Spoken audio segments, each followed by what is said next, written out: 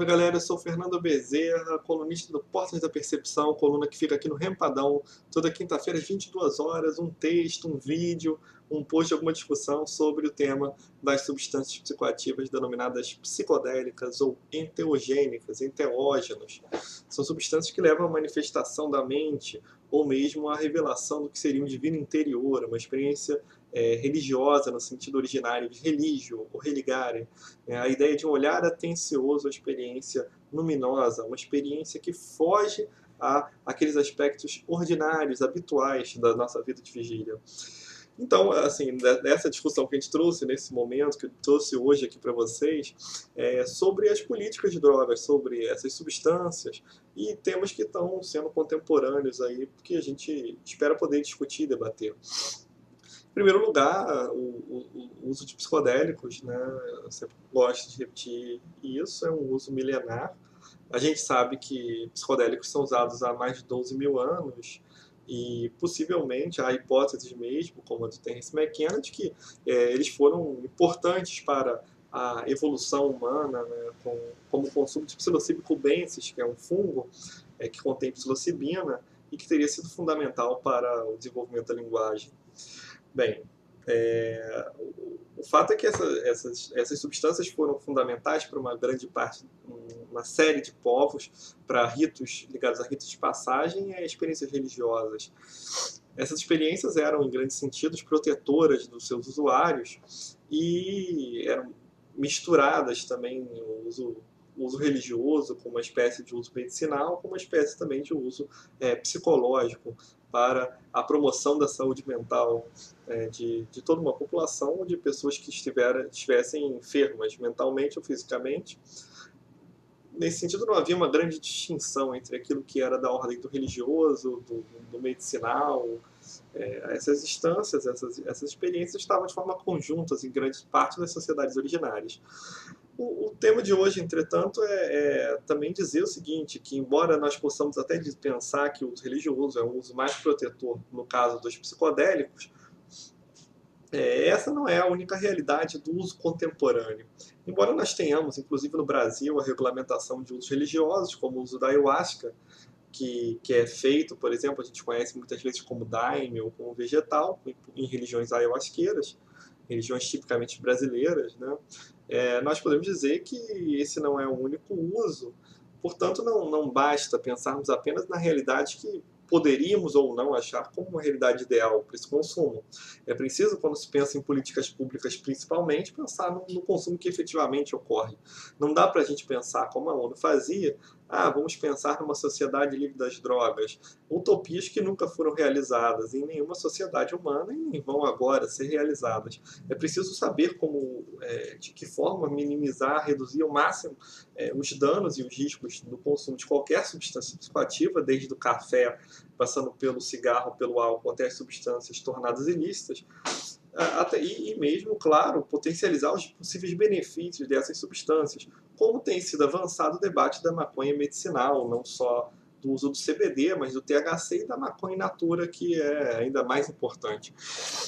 Nesse sentido, os psicodélicos, incluindo a maconha, têm uma série de usos psicológicos e medicinais que poderiam ser aproveitados e que não são, em grande parte por um estigma produzido a partir da proibição na década de 60 e 70, né, quando se internacionalizou a proibição dos psicodélicos. Bem, quando eu falo dessa redução de danos e riscos, é importante que existam ações efetivamente para que possam contribuir para os usuários, que eles não morram de overdose ou para que não se tenham danos, por exemplo, por conta das adulterações de substâncias que ocorrem hoje para uma série de substâncias, como adulterações no LSD e adulterações no MDMA, no êxtase. Ou, dizendo de outro modo, adulterações no doce e na bala.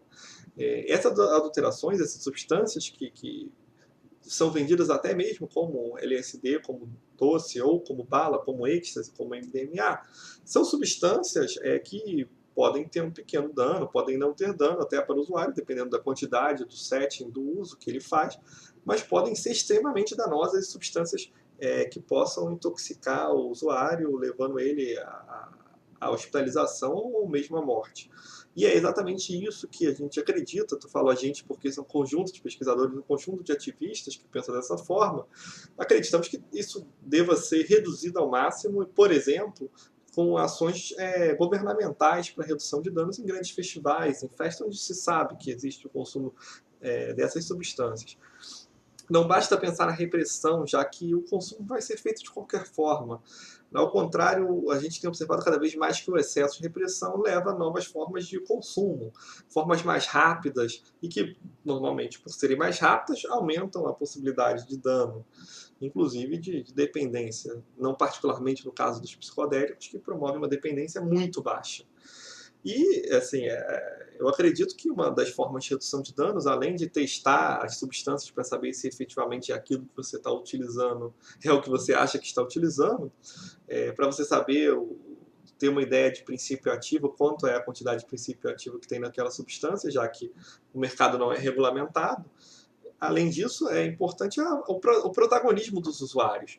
A gente pode ver o quanto os usuários da maconha já avançaram nesse protagonismo, o quanto os ativistas da maconha contribuíram para que hoje possamos pensar em outras políticas públicas, em outra lei de drogas que regulamente a maconha. E os usuários psicodélicos também têm que fazer um movimento para que tenha um protagonismo, ou seja, nada em termos de política de drogas e de tratamento que não passe pelos usuários. Isso é fundamental, porque senão as ações não vão ter impacto, o impacto que se espera delas. Então, ações de promoção de saúde, prevenção primária, secundária e terciária, tudo isso deve contar em seu escopo, no seu bojo, com a presença dos usuários, que eles participem e contribuem e produzam políticas, efetivamente. E essa é uma das propostas que nós temos defendido em um movimento que eu vou explicar o que é, que se chama ala psicodélica. Tudo bem, essas são as ações de redução de danos, mas a visão que a gente tem construído é de que não basta apenas criar ações de redução de danos, embora seja importantíssimo que exista, inclusive, concurso para redutores de dano. É assim que nós vamos reduzir os riscos e os danos dos usuários de uma série de substâncias. Bem, a gente acredita, além disso, que é necessário, efetivamente, regulamentar as substâncias psicodélicas. Por quê? Né? Em primeiro lugar, porque a não regulamentação conduz usuários a lesões por conta de adulterações. Em segundo lugar, não se tem controle sobre a quantidade do princípio ativo. Então, se uma dose pequena de metileno dioximetanfetamina, de êxtase, pode não causar absolutamente nenhum dano ao usuário, em um setting apropriado, né, como é feito, por exemplo, no uso medicinal, no uso psicoterapêutico, uma dose alta daquela mesma substância pode inadvertidamente para o usuário ser letal, né, como aconteceu agora tem algum tempo na Grã-Bretanha, e a mãe de uma jovem que veio a falecer por conta disso tem defendido a legalização do êxtase. Ela falava, minha filha não queria morrer. Nossos jovens não querem morrer. Eles querem fazer o uso de uma substância, de um psicodélico que eles acreditam levar a um aumento da consciência, uma ampliação da consciência, levar a um prazer maior, uma alegria maior de estar no mundo, de viver no mundo. Isso tem que ser respeitado. Então nós temos que sim criar um ambiente de maior segurança para esses modos de consumo. Isso é fundamental. E o que efetivamente vai conseguir produzir isso é a regulamentação. A gente precisa pensar sim as estratégias de legalização dessas substâncias. Então, é nesse sentido que acredito que os usuários de psicodélicos, os ativistas e os pesquisadores acadêmicos que pesquisam psicodélicos têm que ir para a rua, têm que se juntar, por exemplo, à Marcha da Maconha, que é também um psicodélico, né, e começar a se organizar para que nós possamos estar no debate público sobre essas substâncias. Ok? Nós não podemos deixar que a maconha seja simplesmente legalizada, que é algo desejável, absolutamente desejável, mas que dezenas de psicodélicos sejam proibidos, como tem ocorrido nos últimos anos pela Agência Nacional de Vigilância Sanitária, que proibiu inclusive uma planta que não tem absolutamente evidência de que cause mal, que é a Salvia divinorum. Não proibiram apenas o princípio ativo, que poderia ser usado em extratos dessa planta, mas proibiram a própria planta, que é algo absolutamente irracional. Não houve debate público, não houve escuta dos usuários, não houve nada. Nada. Não, isso é inaceitável. Nós não podemos deixar que isso continue a ocorrer. Desse modo, assim, a convocação, a chamada para o debate que eu faço é que os usuários, os ativistas, os pesquisadores, os simpatizantes dessa causa se organizem em suas cidades e possam ir à Marcha da Maconha com uma ala psicodélica que defenda esse ponto de vista e outros que sejam pertinentes ao assunto. Além disso, é preciso, como nós temos tentado fazer, criar eventos para o debate sobre a produção científica e acadêmica desse assunto e que isso facilite, também conduza a uma facilitação das pesquisas sobre essas substâncias. Hoje não dá para a gente ficar só fazendo pesquisa de referência bibliográfica sobre esse tema. É importante fazer pesquisa de campo e para isso é necessário que as agências governamentais, os comitês de ética, sejam muito mais tolerantes para que a gente saiba em que medida essas substâncias possam nos ajudar. Fora do Brasil, isso tem sido feito aos montes. Assim, a gente já sabe hoje a importância do LSD para pacientes terminais com doenças terminais. Nós sabemos a importância da psilocibina para tratamento de alguns tipos de depressão.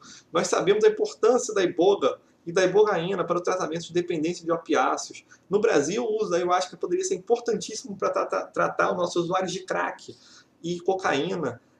Há uma variedade de usos, por exemplo, o MDMA, o metileno dioximetanfetamina, que é importantíssimo para o tratamento de estresse pós-traumático. Então, o quanto nós não poderíamos contribuir com pessoas que passaram, por exemplo, não só por uma situação de guerra, mas que foram estupradas, que foram assaltadas de forma violenta, e nós não contribuímos, por quê? Porque o uso de psicodélicos foi estigmatizado, houve um preconceito em relação a esse consumo, que foi produzido como uma maneira de criminalizar uma série de pessoas que estavam insatisfeitas com um regime, um modo de pensar, um modo de existir. E é justamente contra isso que nós devemos nos posicionar contrários. Exatamente porque isso pode contribuir para toda a população, e não apenas para os usuários, não apenas para uma pequena parcela da população que resolve fazer deliberadamente o uso dessas substâncias. Claro, não se trata apenas de defender o uso medicinal e nem o uso por psicólogos, por psicoterapeutas dessas importantes ferramentas de expansão da mente. Mas é importante salientar que a alteração do nosso sistema nervoso é uma liberdade fundamental, uma liberdade democrática que não pode ser colocada em discussão sobre qualquer aspecto. A liberdade de alterar o seu próprio sistema nervoso, de usar o seu corpo da forma que você deseja utilizar, é uma liberdade que não pode ser colocada em jogo, é uma liberdade fundamental para a gente chamar um regime que a gente vive de democrático. Sem isso, realmente, a liberdade econômica é vazia, é um discurso vazio, né? Então, é nesse sentido que eu, novamente, repito a chamada para a gente fechar. Organizem a ala psicodélica na cidade de vocês, entrem em contato, vamos fazer contato, vamos trocar ideias. Eu me coloco à disposição para esse contato, para a gente também estar conversando. Tem outras pessoas organizando as alas psicodélicas em sua cidade. E a ideia é que daqui a alguns anos a gente possa também criar outros movimentos, como o Dia da Psicodelia, continuar com o Bike Day, mobilizar a marcha psicodélica, quem sabe, mas que nós continuamos organizando seminários, organizando oficinas sobre redução de danos psicodélicos, que é o que a gente tem feito, e que mais pessoas venham se juntar nessa causa, principalmente os usuários psicodélicos que ainda não conseguiram se organizar em um movimento político, e nós temos que sim, que fomentar essas ações, que catalisar esses movimentos, para que possamos avançar em relação à política, favorecendo não só os usuários, mas, como disse, toda a população. Então é isso, galera. Valeu. Portas da Percepção na área aí. Vamos participar do debate, contribuir para essa discussão.